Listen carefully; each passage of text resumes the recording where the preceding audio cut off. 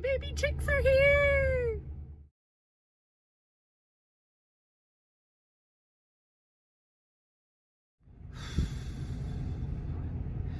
I know that I have friends that live in negative degree weather, but this is ridiculous. So it's 26 degrees this morning. It's been cold, windy. The last 2 days have been really cold. We had about a 50-degree drop in weather. Of course, this is the week that I had ordered for the chickens to come in. Becky from the post office just called and she said, and I can hear them chirping, she said, I think there might be one that's not alive, but the rest of them look okay. So I'm heading to the post office right now to go get our new little friends. I have been frantically waiting all week, afraid that I was gonna get a box of dead chicks. So anyways, we got to get them home. We set the brooder up with the new heating brooder. I'll show you guys that here shortly, but I'm just ecstatic. I'm so excited. I've been waiting all week.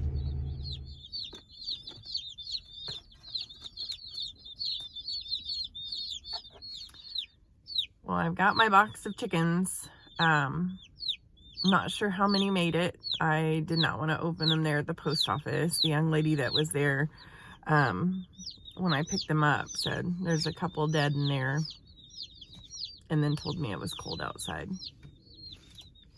I know it's cold outside. So anyways, we're gonna get these guys in the warmer.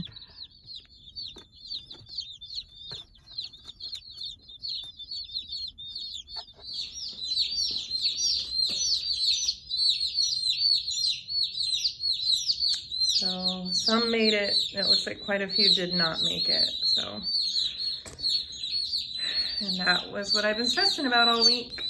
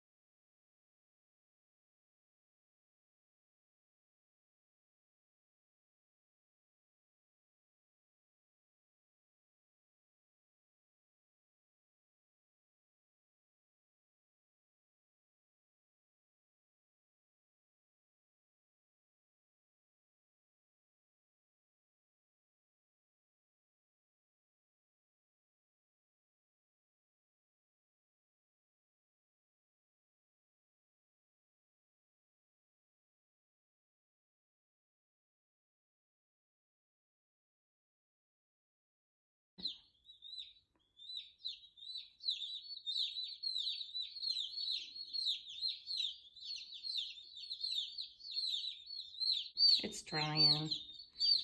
This is one of those that was really just struggling. You know, it's a long trip. And then they had not just a long trip, but a long trip with bad weather. I've got a few under here that are starting to move around. Like this one's actually trying to stand. You want more water?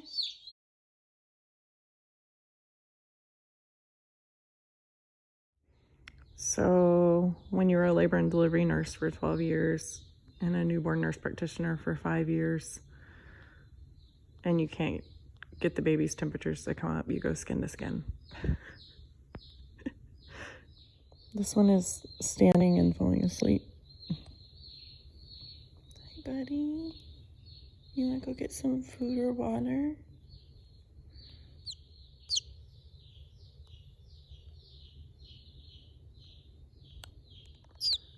I got another one perking up.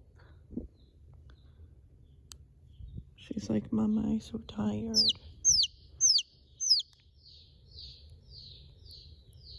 I got another one starting to perk up.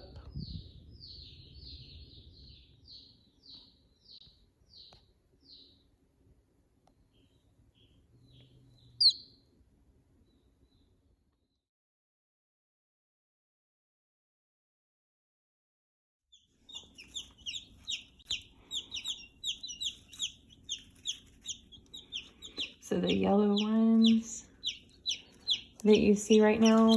Those are the Cornish cross. Obviously brilliant birds. Anyways, every single one of them survived. I have one that did not survive, but it actually doesn't look like them. It looked more like my white leghorn, which, how dumb of me to order a white leghorn with Cornish cross, because how am I gonna know?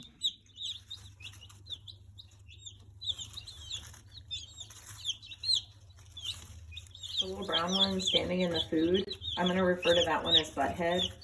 She was wandering around pecking at all of them, even the sick one. She just pecks at everybody.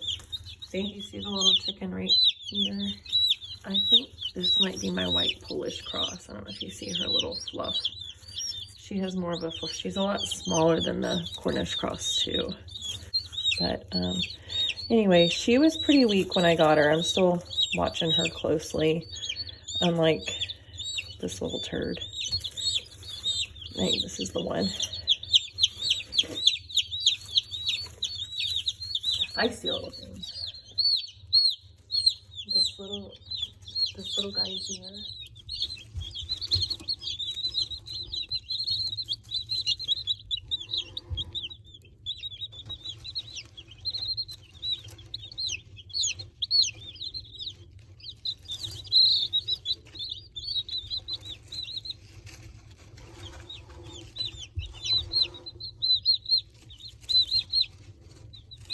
These are our little floofs.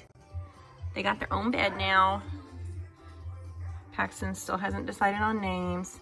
I do think they're narcoleptic. They just randomly fall asleep. Good morning. Good morning, guys. It's Saturday. It's still cold. Princess still needs attention. Princess. Come on. Good morning, Reginald. Daryl.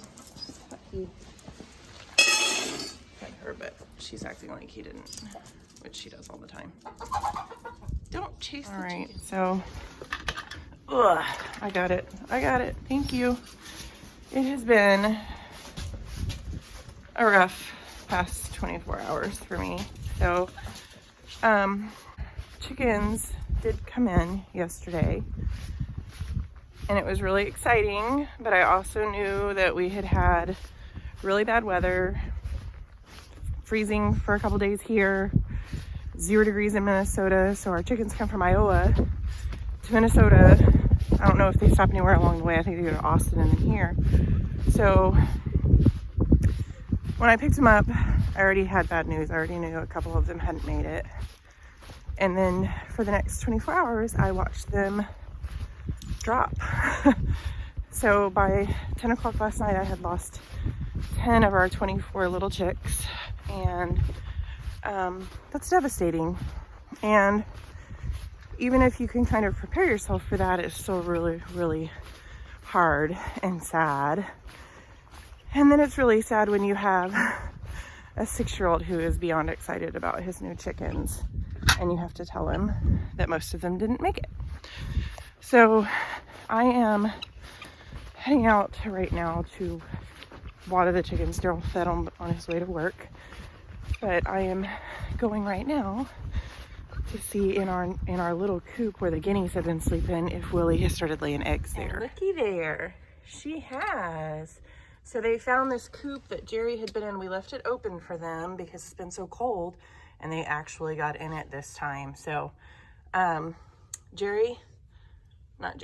Willie, my bald chicken, has started laying her eggs again somewhere where we can find them. But I gotta get them before Princess finds it. Good morning, girls. Hi. Hi, good morning. I've missed our little Willie eggs. She lays the cutest. They're kind of like a greenish brown. I don't know what you'd call them. The first egg she ever laid, it looked like it had confetti on it. Like it was this color, but it had little white spots all over it. Daryl had told me he saw an egg this morning back there, and he's right. So Willie's just dropping them everywhere now.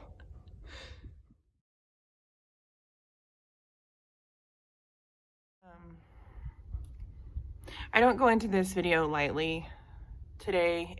It's a hard one, and it's a hard one for me. It's a hard one to watch because it's failure, it's loss of life, it's just poor decision making. And it's gonna happen. I mean, if you're gonna make some decisions, you're gonna fail. I just don't like failing when it involves tiny little chickens. And I sat down with Daryl last night and I said, you know, I know where I failed the most, and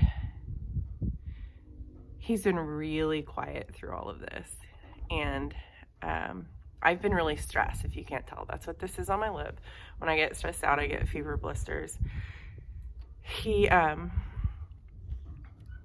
to me last night when I was like, I haven't made dinner, I haven't cleaned the house, I haven't done anything. All I've done is just chickens today, and I'm devastated. My heart is broken. And he's like, okay, well, let's go to dinner. And that little bit of, let me take one thing off of what you're carrying today, was huge. And so last night we did go to dinner, and when I got home, I kind of had a moment. There were some tears, and I've been home alone all day, doing this by myself all day. And I just said to him, I was like, I know where I messed up, and it was not talking to you and not asking you. And I said, I was so afraid you would just be like, that's one more thing to stress me out, don't do it. And I said, I think you would have told me to wait. And he's like, yeah, it was too early. We knew, like, I didn't know, but he's my weather guy. And he's like, it's just, we get these random spouts of cold in February, and it's just too early. And I was like, all I was thinking about was I've got to process the chickens by April, early May. And then I just wanted to get some fun chickens because you have to make like so many to get a load. And he's like, I know, but I said, I know, we should have talked about it. So my takeaway from this is, if we're going to homestead, we are a team. Even if he says the animals aren't his, we're a team. We go into this together. We work together. If I'm going to order animals here for our farm, we're going to do it together. And so he not once said, I told you so, which I really appreciate.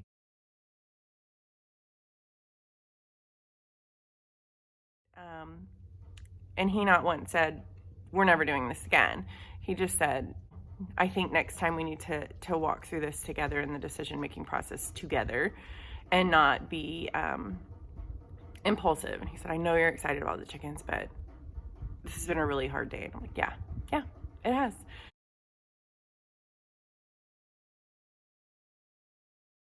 So if I can encourage any of my other families out there that are starting, or they're homesteading, or a lot of times when it comes to the animals in the garden, I feel like I'm doing a lot of it on my own. You have to be a team. You have to do this together, whether it's getting your hands dirty together or just making decisions together or ordering chickens together. There has to be a conversation there and walking through it. So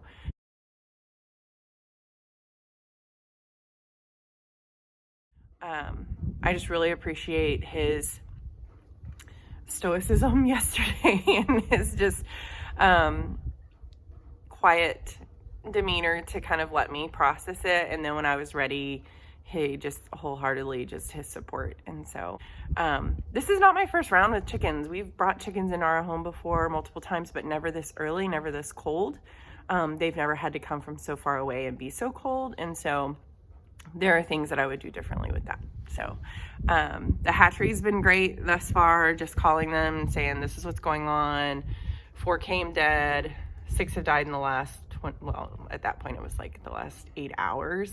And they've helped me just kind of develop a better system for what I'm doing, as far as like having sugar water ready, having honey or maple syrup ready, having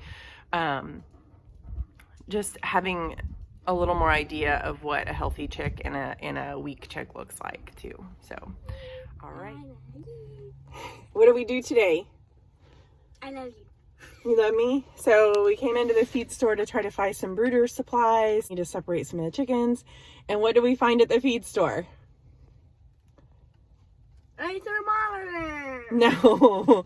We found some little baby Elaines called Buff Orpingtons. We found some Silver Lace Wyandottes and some Easter Eggers. So we went on and got a few more chickens today. And a thermometer. Daryl had told me he was going to help with the garden. It's been a really emotional weekend. I've made it through with just 9 of our Cornish cross and then 2 little brown somethings. I want to say they're probably Americanas out of that 24 that came in the mail. And so it's just been really emotional. So he's helping me. Sometimes love shows up in the form of, let me take care of those little dead baby chicks so that you don't have to continue going through that. Let me get this tiller going today. So he's out tilling because my back is in spasm. I've been up most of the night trying to nurse chickens, little baby chicks, and every time I move, my back spasms out. So he's out there working the tiller in the garden. That's why I'm in here right now. But I don't know how to say it, but love just showed up this weekend in a way I didn't expect. And it looks different than what we kind of picture love to look like, but I really, really appreciate it.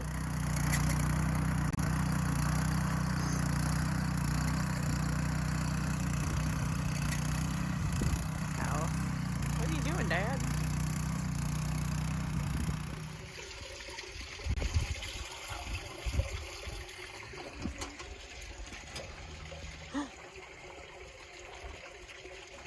Belle sees Daryl. She starts heading that way.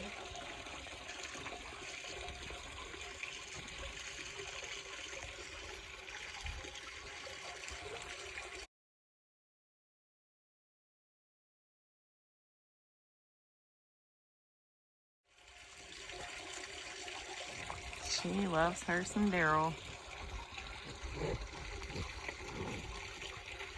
Reba just thinks he has snacks. They follow Belle. Wherever Belle goes, they go.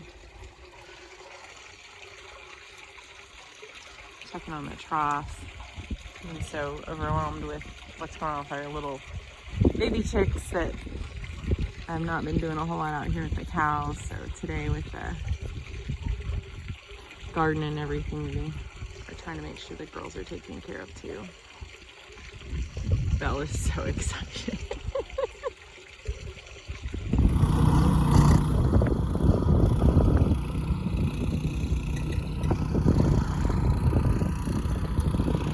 These girls are living their sunshine. Hey, May.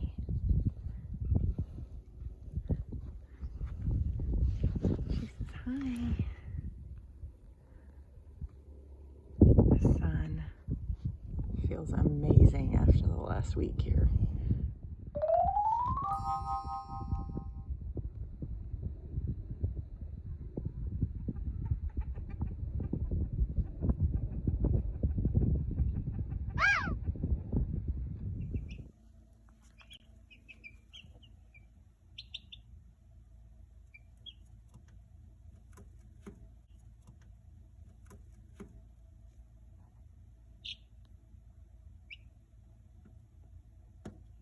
Are you supposed to be up there? Are you supposed to be up there? I see you. All 6 of you doing stuff you're not supposed to be.